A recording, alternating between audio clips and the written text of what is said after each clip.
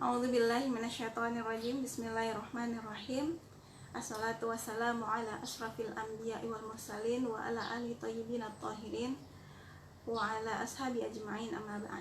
Assalamualaikum warahmatullahi wabarakatuh.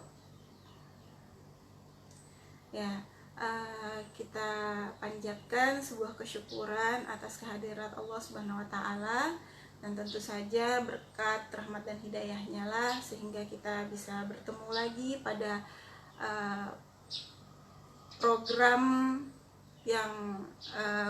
yang diadakan oleh Pondok Pesantren Khatamun Nabiyyin beserta organisasi sejajarannya, yakni pengkajian Ramadan dan ngobrol keilmuan yang disingkat dengan prank.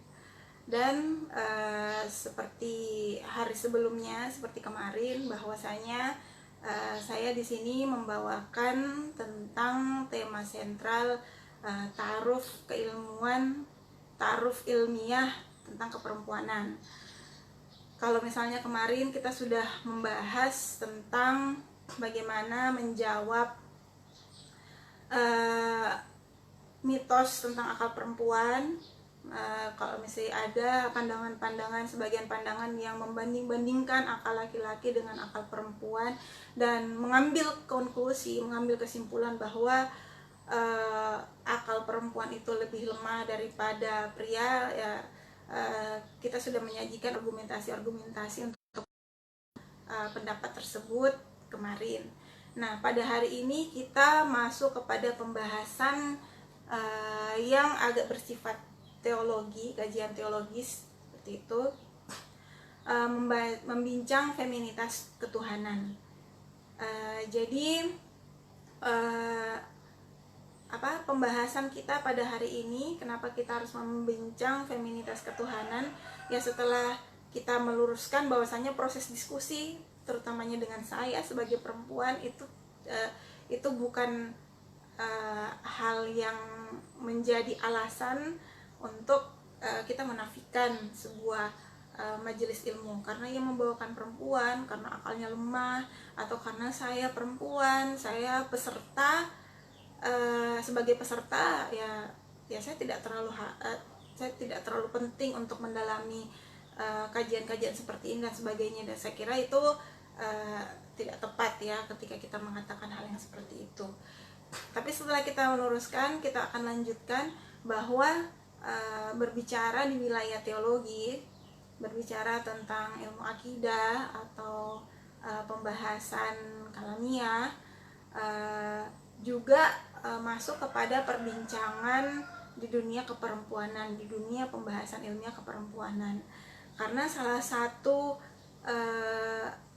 hal yang menjadi faktor berbagai stereotip tentang perempuan di masyarakat itu muncul dari beberapa konsep-konsep yang harus kita benahi terlebih dahulu. Kalau misalnya kemarin kita membenahi di wilayah filosofis, atau kita membenahi di wilayah landasan ilmu pengetahuan, yakni kedudukan akal perempuan, ya hari ini kita penting untuk membahas bagaimana unsur keperempuanan, yakni feminitas itu juga bagian dari isu pembahasan dalam teologi, dan sangat berpengaruh membentuk cara berpikir masyarakat. Yang pertama adalah apa definisi dari feminin itu sendiri.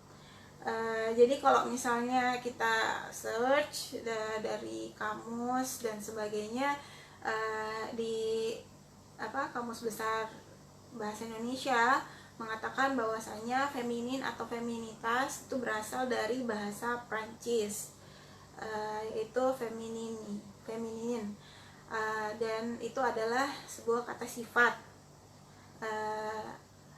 Sebagai kata sifat, dia berarti sifat keperempuanan. Sifat keperempuanan itu selama ini yang dipahami tentu saja adalah ketika dia masuk ke ranah kelembutan, kesabaran, keindahan, kebaikan dan sebagainya. Yang mana istilah feminin ini biasa selalu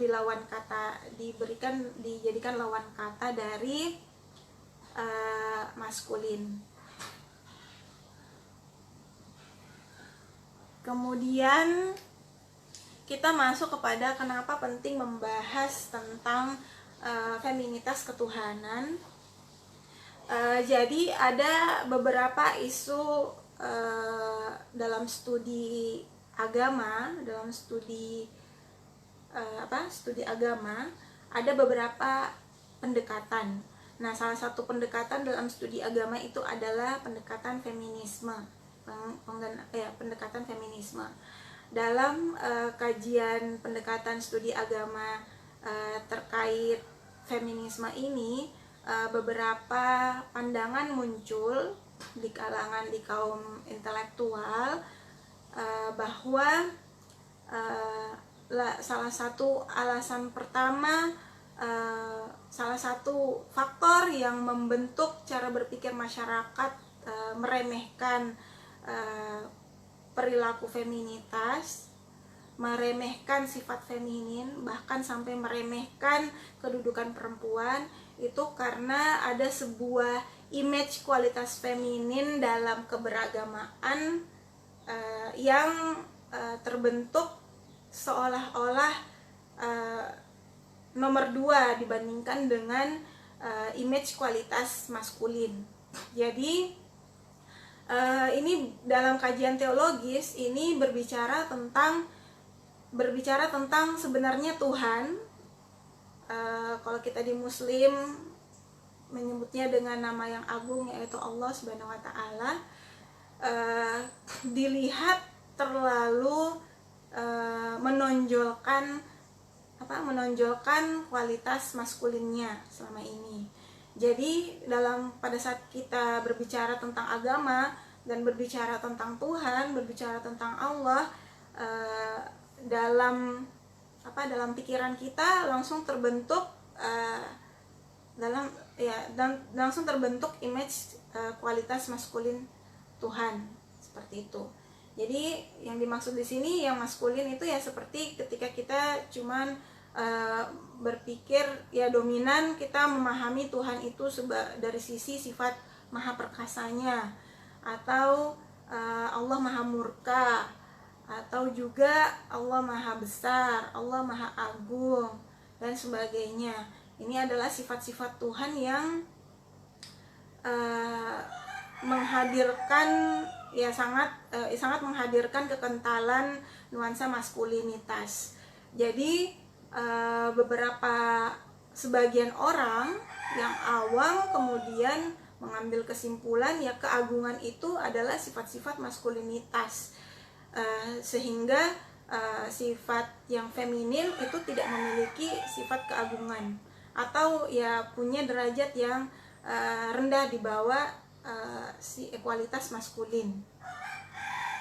Kalau misalnya kita melihat gerakan feminisme yang bergerak dalam sejarah Eropa, salah satunya muncul dari bagaimana pandangan masyarakat itu terhadap perempuan melalui kacamata agama. Isu yang umum yang kita dapatkan dalam kajian feminisme itu adalah protes mengapa mengapa Tuhan ini kesannya laki-laki, mengapa Tuhan ini kesannya maskulin. Bukan berarti kita mengatakan Tuhan punya fungsi atau alat reproduksi laki-laki, ya bukan. Ya, itu semua memahami itu tidak kepada cara pandang seperti itu. Tapi yang mau kita jawab di sini, apakah benar Tuhan ini memiliki dominan sifat maskulin gitu. Kalau misalnya di agama lain kan ada agama yang mengistilahkan Tuhan dengan istilah bapak, ataupun ya memberikan istilah-istilah kelaki-lakian seperti he dan sebagainya.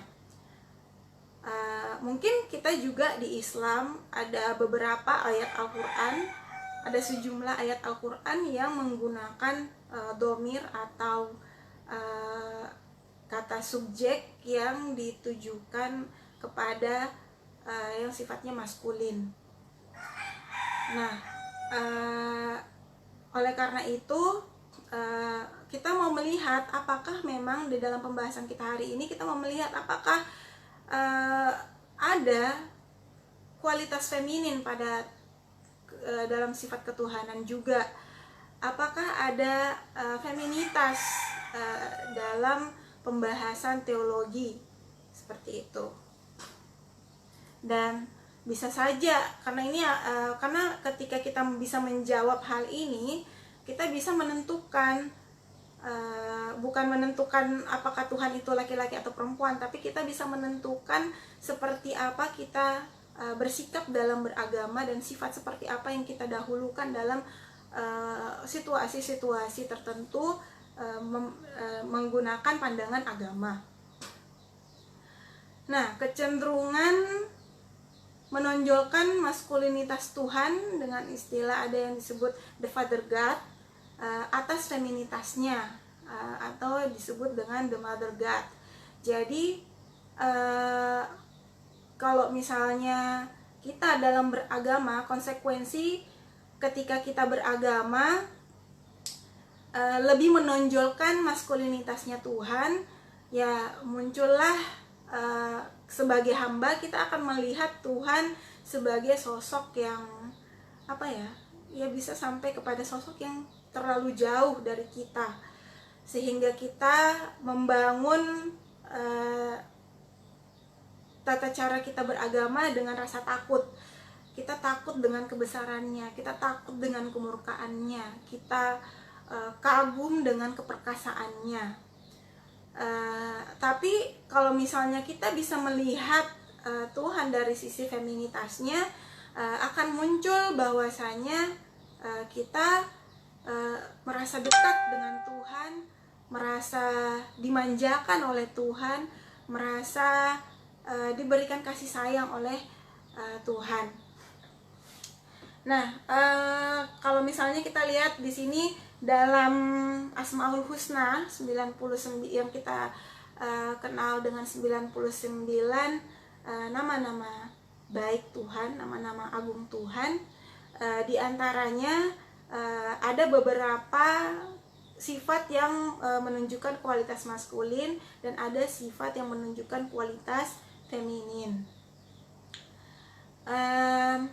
Di antaranya sifat-sifat dalam Asmaul Husna yang menunjukkan kualitas maskulin seperti Al-Jabbar yang memiliki mutlak kegagahan, kemudian Al-Qawi yang maha kuat, Al-Muntaqim yang maha pemberi balasan, kemudian Al-Qahar yang maha memaksa, dan Al-Muqtadir yang maha berkuasa, dan masih ada beberapa sifat-sifat lainnya. Kita bandingkan dengan sebagian sifat-sifat nama-nama Tuhan yang menunjukkan sifat kualitas femininnya, seperti Ar-Rahim yang maha penyayang, kemudian Al-Latif yang maha lembut, Al-Ghafur yang maha pengampun, Al-Muhaimin yang maha pemelihara, dan Al-Hakim yang maha bijaksana. Sebenarnya salah satu referensi yang cukup recommended kalau misalnya kita mau membahas pembahasan hari ini, saya mengajak teman-teman membaca buku Mendekati Tuhan dengan Kualitas Feminin karya Prof. Dr. Haji Nasaruddin Umar. Ya, seperti ini bukunya. Nah, di sini beliau menguraikan tentang salah satu efek dari ketika kita memiliki sudut pandang maskulinitas ataupun memiliki sudut pandang feminitas ketika ketika beragama. Jadi menjawab apakah kita memang harus dominan melihat Tuhan itu dari sifat maskulinitasnya saja, dengan melihat, dengan uraian beberapa sifat-sifat Tuhan yang ternyata juga kualitas femininnya ada beberapa dan sangat substansial juga, menopang keimanan kita dan menopang konsep kita tentang Tuhan yang maha sempurna, maka ya tidak bijaksana ketika kita cuman melihat Allah Subhanahu wa taala dari kualitas maskulinnya saja. Makanya kita harus punya cara pandang yang seimbang juga, melihat kesempurnaan Tuhan secara istilah lain dari feminin dan maskulin ini adalah secara pendekatan jalaliyah dan jamaliyahnya.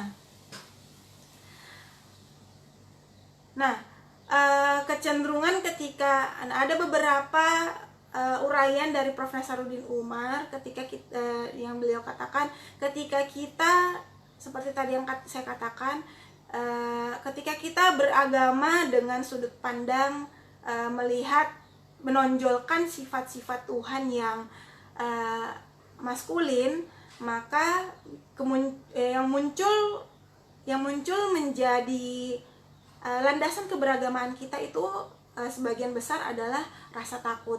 Dan rasa takut ini ya bukan berarti kita akan nafikan, tetapi memang juga kita perlukan dalam beragama.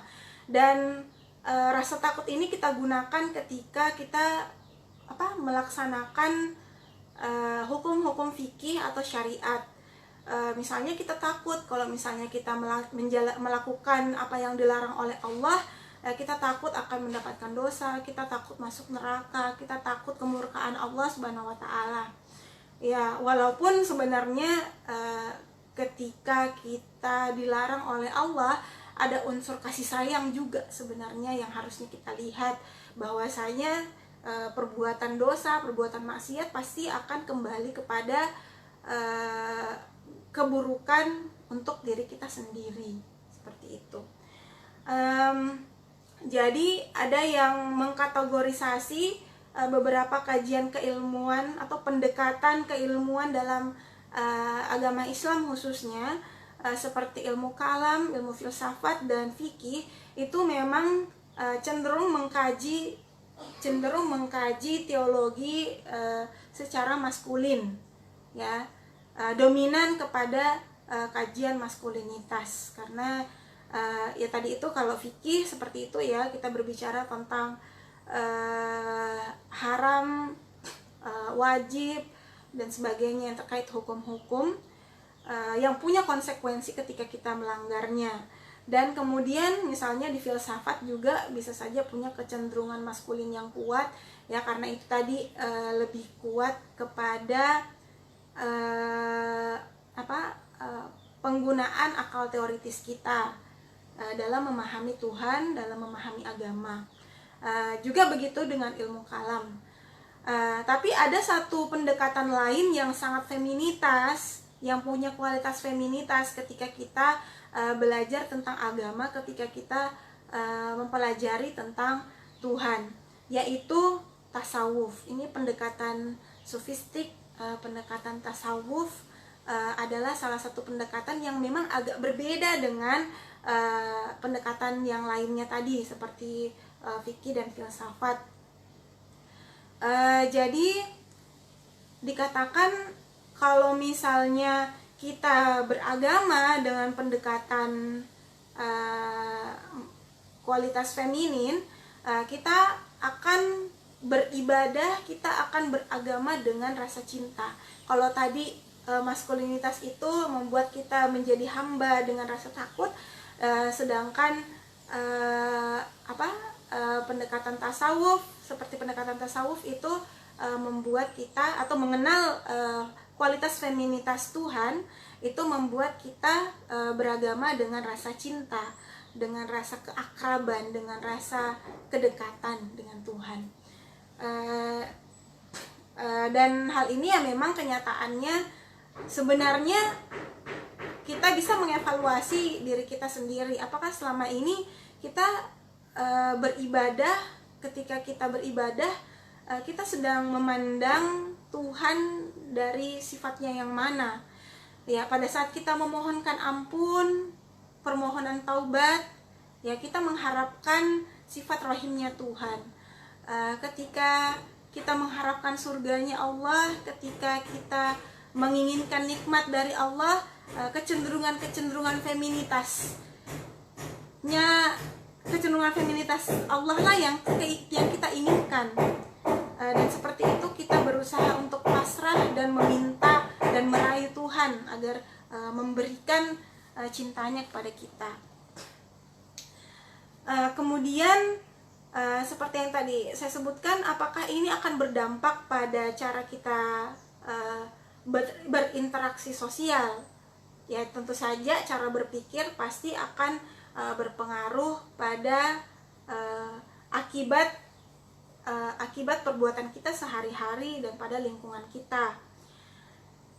Misalnya saja, kalau misalnya kita tidak melakukan keseimbangan dalam memahami kualitas feminin dan kualitas maskulin ini, dampaknya bisa saja terjadi disrupsi. Ketika manusia melihat dirinya dari sisi maskulinitasnya, ada sebuah tugas yang kita emban berdasarkan surah Al-Baqarah yang mengatakan bahwasanya kita ini khalifatun fil ard. Kita ini adalah manusia itu diciptakan menjadi khalifah di muka bumi. Ketika kita berlebih-lebihan dalam menyikapi ini secara maskulin, akan menjadikan kita sebagai manusia yang bisa saja semena-mena terhadap alam semesta, terhadap alam yang konon katanya kita pimpin, ya, seperti itu. Jadi perlu kita menghadirkan keseimbangan sebagai khalifah, sebagai yang menjadi perwakilan Tuhan memimpin di muka bumi, sebagai pengelola. Kita harus memahami bahwasanya Allah sebagai Tuhan semesta alam raya, bukan cuma sekedar Tuhan milik manusia dan manusia bisa semena-mena memperlakukan alam semesta seperti itu. Karena ini berdampak menjadi muncullah eksploitasi alam dan sebagainya. Kemudian, tapi di sisi lain, ketika kita terlalu berat kepada kualitas feminin, bisa saja kualitas feminin dalam beragama itu bisa saja menimbulkan fatalisme keagamaan. Jadi kalau misalnya kita terlalu berlebih-lebihan pada kualitas maskulinitas, akan menyebabkan disrupsi, yaitu tadi kita salah paham dan terlalu antropocentris, ya, terlalu antropocentris untuk berinteraksi dengan makhluk lainnya. Nah, kalau misalnya kita juga berlebih-lebihan pada feminitas, kita juga akhirnya jadinya fatal dalam beragama. Misalnya terlalu kita jadinya terlalu berat pada ibadah saja, keinginan masuk surga secara individual, dan akhirnya lupa membagikan kasih sayang kepada makhluk lainnya. Nah, sebenarnya feminitas itu berasal dari mana sih? Kalau misalnya tadi fenomena yang kebanyakan kita masih banyak yang menomorduakan atau memberikan label remeh kepada kualitas-kualitas feminin.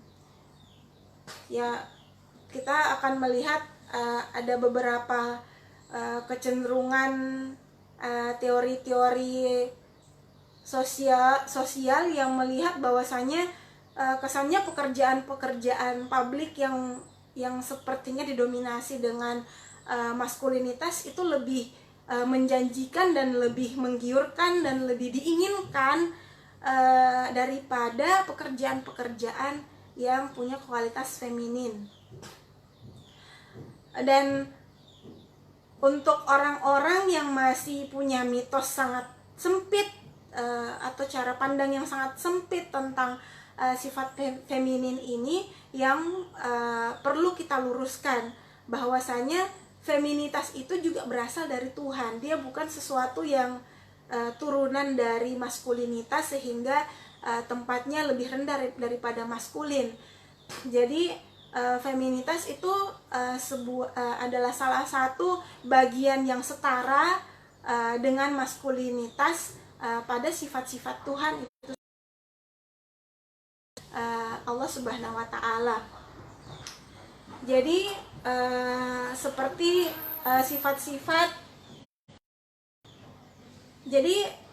sifat-sifat yang disampaikan oleh dalam Asmaul Husna, bahwasanya feminitas itu ada dalam sifat ketuhanan, dan secara tidak sadar sebenarnya kita dalam proses beribadah lebih dominan mengharapkan feminitas Tuhan itu, ya ini Rahman dan Rahimnya. Bahkan pada saat kita memulai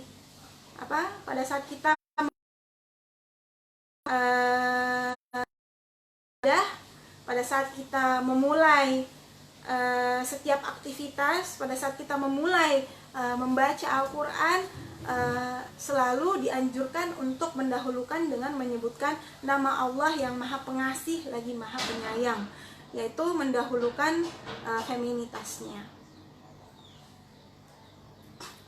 Nah,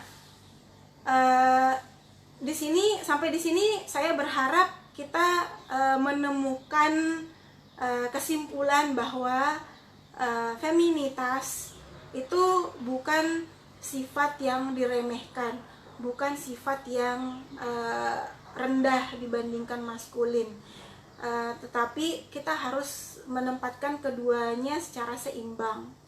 Dan ketika kita melihat misdak atau perwujudan sifat feminin dan maskulinitas Tuhan ini pada ciptaannya, ya, kalau misalnya kita bawa ke arah kajian kosmologis, seperti dalam pembahasan The Tao of Islam Sachiko Murata, dan beberapa pembahasan ekofeminis misalnya, kita melihat bahwa perwujudan ciptaan Tuhan ini sangat menggambarkan kedua sifat ini secara seimbang juga. Kalau misalnya di kajian The Tao of Islam, kajian Tao, pembahasan Yin dan Yang itu sangat kuat, sangat kental menggambarkan tentang bahwasanya gambaran Yin dan Yang itu gambaran feminitas dan maskulinitas yang kuat dan harus berjalan secara seimbang, sampai memberikan perumpamaan langit seperti suami dan bumi ini seperti istri. Langit itu seperti laki-laki dan perempuan, dan bumi itu seperti perempuan.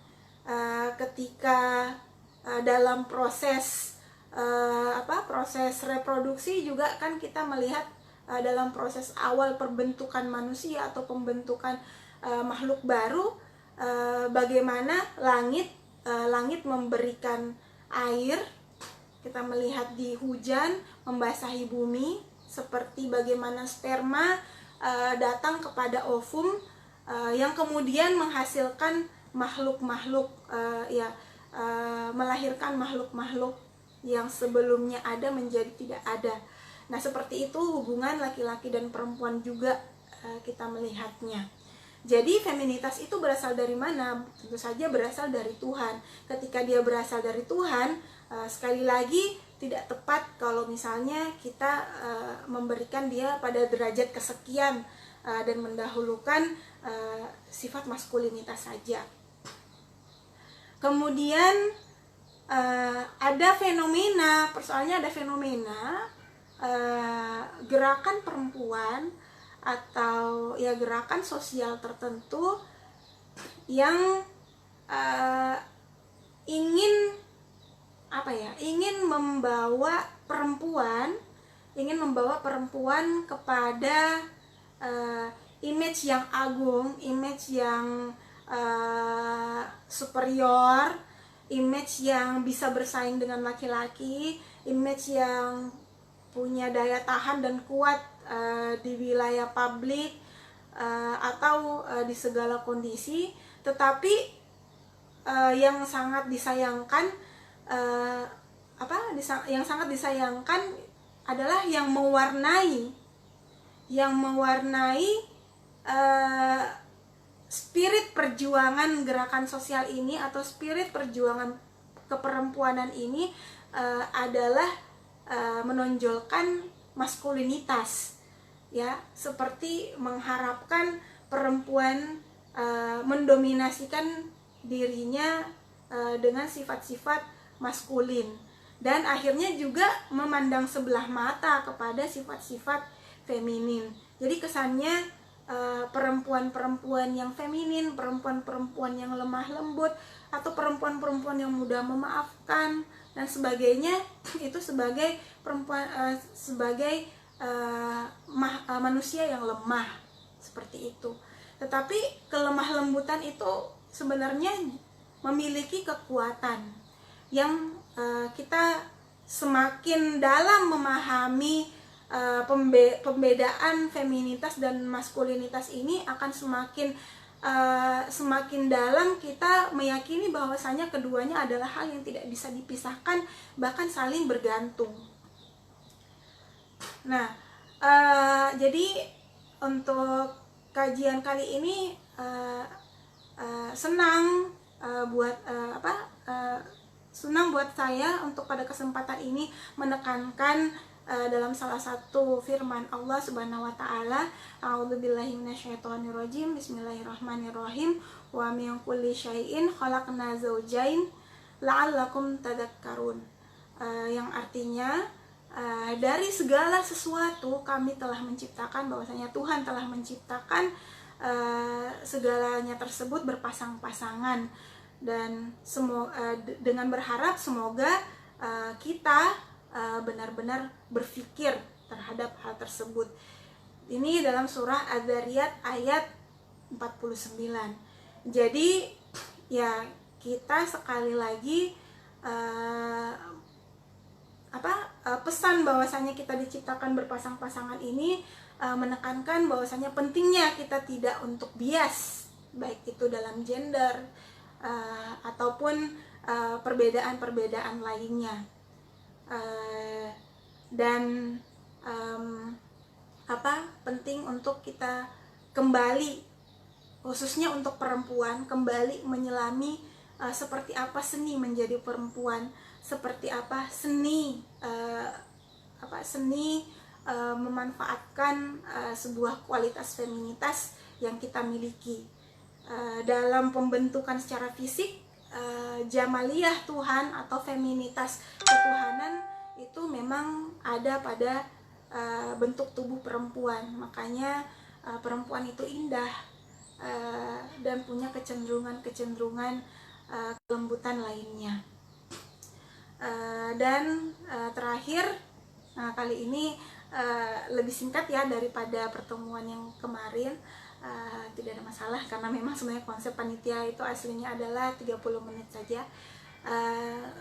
Saya tutup dengan penekanan sekali lagi dalam firman Tuhan dalam potongan surah Al-Hujurat ayat 13, a'udzubillahi minasyaitonirrajim, bismillahirrahmanirrahim, inna akramakum indallahi atqakum. Bahwasanya sesungguhnya kemuliaan di antara kalian di sisi Allah itu dilihat dari ketakwaan, bukan dari gender, bukan dari harta, bukan dari jabatan, bukan dari status dan sebagainya. Wabillahi taufik wal hidayah. Assalamualaikum warahmatullahi wabarakatuh.